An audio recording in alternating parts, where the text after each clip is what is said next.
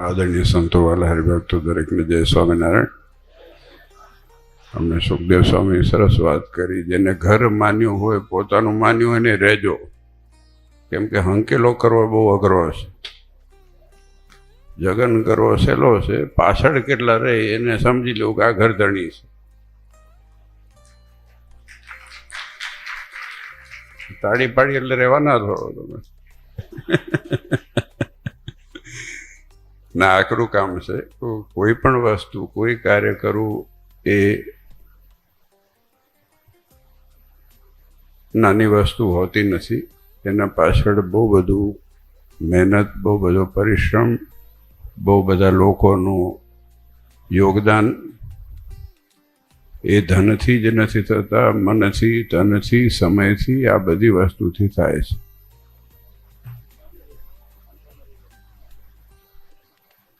એક સુભાષિતમાં લખ્યું છે એ કે વિચાર કર્યાથી કોઈ વસ્તુ નથી, હરણું આવીને કોઈ દિવસ સિંહના મોઢામાં ઘૂસી ન જાય. મહેનત બધી કરવી પડે છે, પણ છતાં પણ હમણે મહાન સ્વામી, અમે એમની તબિયત થોડુંક શુગર લો થઈ ગયું એટલે પછી રૂમમાં બેઠા હતા ને ત્યારે બસંતો આવ્યા ને જયપ્રકાશ સ્વામી આવ્યા ને ઉપમન સ્વામી બધા બેઠા હતા. મેં વાત કરી કે હવે થાકી ગયો છું. પછી સંતોએ વાત કરી હજી તો કે આ જગન કરવાના છે. મહાન સ્વામી બીજા 2 ગણાવડાયા. એટલે આજે ખટકો જે કદાચ આપણે ભૂલી જઈએ એ વડીલ સંતો યાદ રાખે છે.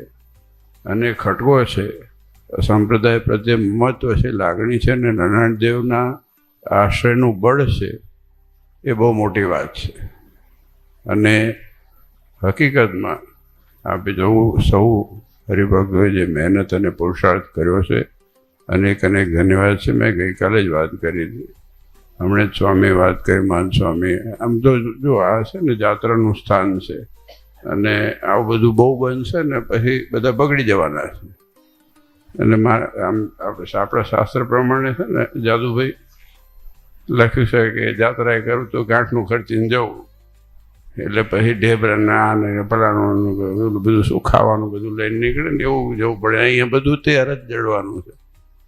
અને આપણી પણ સારું છે. હકીકતની અંદર ગાંઠનું ખર્ચીને જવું એવું લખ્યું છે.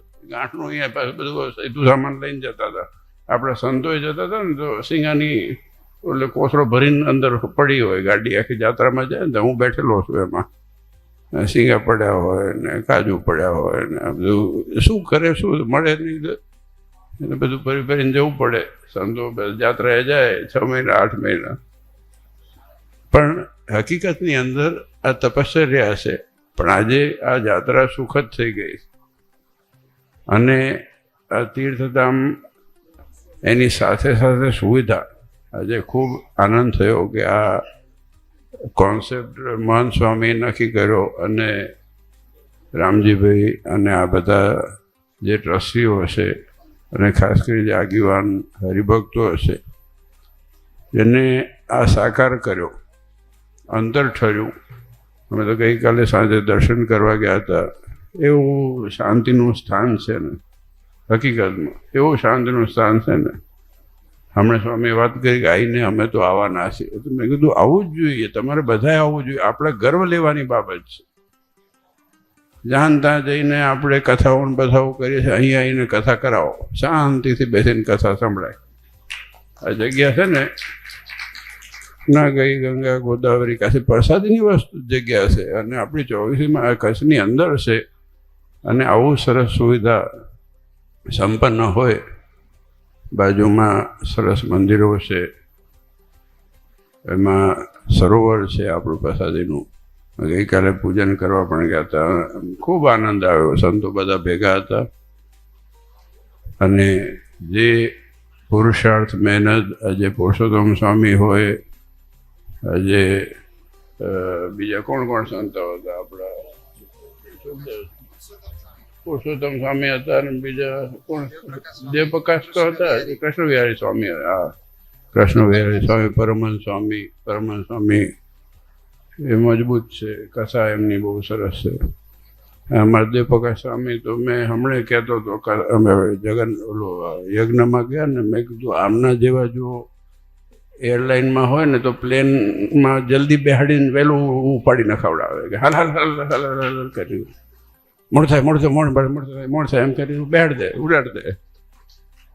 પણ એમને એટલે એઝ અ કોમ્પ્લિમેન્ટ હું કહું છું, મહાન સ્વામીએ વાત કરીને આ હકીકત છે કે આજે ખટકો આવડત અને રાખ રખાવની આ બધી વસ્તુનું બેલેન્સ છે ને, એટલે મેં આમ નહીં કીધું હતું, આ એ ઉતાવળિયા જ છે. પણ ક્યારેક ક્યારેક અમારા મનના ગેર ફસાઈ જાય છે, એટલે મારા જોડે પછી લાદીમાં જોડે હોય તો ઘેર છૂટો થઈ જાય. પણ આજે આ બધાનું બેલેન્સ રાખવું છે ને બહુ કઠણ છે સત્સંગમાં. અને મેં પહેલાં કીધું એ પ્રમાણે આ જેને મમત્વ ને પોતાપણું મનાય ત્યારે આજે થાય છે. ને તો આજે સિશલ્સથી ને યુગાન્ડાથી ને આ બધા લંડનથી ને 24ના અબડાસાના અને જાતભાત ને બધા દુનિયામાંથી બધા હરિભક્તો આવી અને એકત્રિત થાય. ધન્યવાદ છે તમને બધા હરિભક્તોને. આપ સૌ હરિભક્તો પર ખૂબ ખૂબ આશીર્વાદ પાઠવે મહારાજ. અને આવજો. મારે તો ભલામણ છે, મને તો ઈચ્છા થાય છે. મેં દેવપકા સ્વામીને કીધું કે કોઈક દી ડાયરી મોઢું લખાવાનું રાખો આને એ બે ભેગા થઈને, તો કંઈક જગ્યા મળે ને. તો 2 જણા મને કાયમ કહે છે, મને કાયમ કહે કે હાલો ને કે કંઈક જઈએ આપણે 4-5 દી લખાવો છો તમે, હેરાન મને કરો. પછી કંઈક 4-5 દી ફરવા જઈએ. મેં કહ્યું મેચ કેમ થાય, કંઈક બાંખોરું મળે તો થાય ને જિંદગીમાં. પણ આનંદની વસ્તુ એ છે કે આપણા પાસે આવા તીર્થસ્થાન જે છે. ધન્યવાદ છે રામજીભાઈ તમને કે તમે આ સંકલ્પ પરિપૂર્ણ કર્યો. તમારા પરિવારે તમારા 3 પેઢી અહીંયા જોઈએ છે, દેવજી બાપાને મળેલા છે. આજે આનંદની વસ્તુ છે કે આ બધા હરિભક્તો જે આ કાર્ય કર્યું છે, સિરિયસલી અંતરથી આનંદ થાય. આવા કાર્ય થશે ને તો ભવિષ્યમાં આપણી પેઢી જળવાઈ રહેશે. મેં ગઈકાલે પણ કીધું હતું. અને એનો જેટલો વિકાસ વિસ્તાર થાય, રેક્રિએશનલ ભલે કરતા ઘડી કાંઈ આવીને તોફાન કરે, મજા કરે, રમે જમે, બધી વ્યવસ્થા કરાવો. પણ આ સત્સંગની અંદર રહીને થશે, મર્યાદામાં રહીને થશે ને તો સત્સંગનો વિસ્તાર અને એમાં એ સંસ્કાર સહેજે સહેજે પડશે. ખૂબ ખૂબ ધન્યવાદ છે આપ સૌ હરિભક્તોને, ભાઈઓ બહેનો, દીકરા દીકરીઓ, સાંખ્યોગી બહેનોને. હવે અમારે 8 કલાક જવાનું છે, એટલે વધારે અમારે કહેવું નથી, એટલે પછી હવે રજા લઈએ. પણ આપ સૌ હરિભક્તોને ખૂબ ખૂબ ધન્યવાદ. મહારાજ આપ સૌનું મંગળ કરે. જય સ્વામિનારાયણ.